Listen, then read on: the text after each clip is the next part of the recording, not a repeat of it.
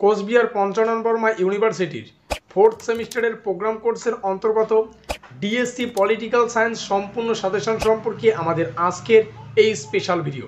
তো যাই হোক, শুরু করছি আমাদের আজকের এই স্পেশাল ভিডিওটি।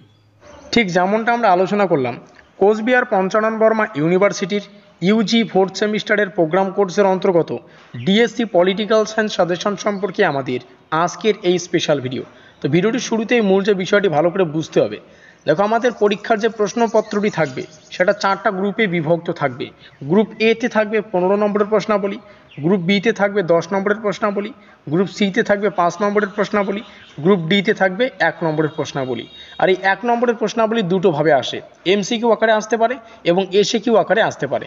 তো এমসিকিউ অর্থাৎ 4টা অপশন থাকবে, তার মধ্যে কারেক্ট অপশনটাকে আমাদের রাইট করতে হবে।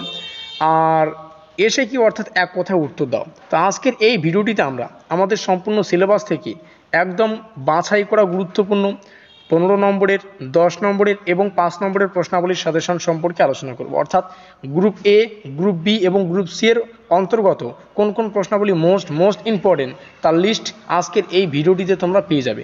প্রথমে আলোচনা করছি গ্রুপ এ, অর্থাৎ বাছাই করা যে সমস্ত 15 নম্বর আমাদের বা 15 নম্বরের প্রশ্নাবলী আমাদের পড়তে হবে।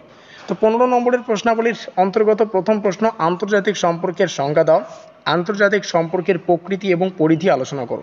দেখো, প্রত্যেকটা প্রশ্নের শেষে স্টার সংখ্যা পাবে, যেই প্রশ্নের শেষে স্টার সংখ্যা অধিক সেই প্রশ্নটি অধিক গুরুত্বপূর্ণ।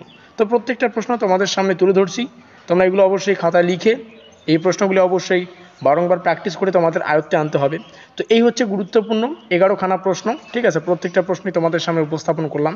এখান থেকে শুরু হচ্ছে গ্রুপ বি এবং গ্রুপ সি। দেখো, গ্রুপ বি এবং গ্রুপ সি একসঙ্গে আলোচনা করব। একটা লিস্টের মধ্যে গ্রুপ বি এবং গ্রুপ সিকে রাখা হয়েছে, দেখতেই পাচ্ছ 10 নম্বরের আর 5 নম্বরের প্রশ্নাবলী। এখানে গ্রুপ বি লিখে নেবে, ঠিক আছে। গ্রুপ সিটা বি লেখা রয়েছে, গ্রুপ সিটা লিখে নেবে। তো গ্রুপ সি এর অন্তর্গত যে কয়টা প্রশ্ন পড়বে প্রত্যেকটাই তোমাদের সামনে উপস্থাপন করছি। অবশ্যই প্রশ্নগুলিকে ভালো করে লিখে এই সমস্ত প্রশ্নগুলির উত্তরগুলো রেডি করবে।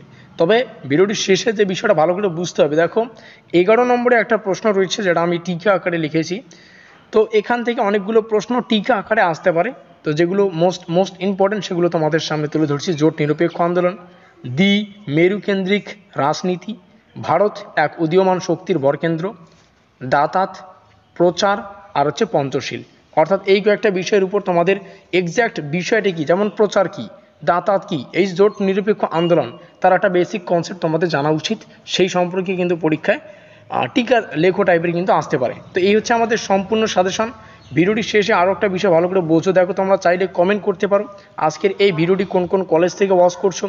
এখনও পর্যন্ত আমাদের পরিবারের সদস্য হয়ে না থাকলে অবশ্যই চ্যানেলটিকে সাবস্ক্রাইব করে দিয়ে আমাদের পরিবারের সদস্য হয়ে নিতে পারো।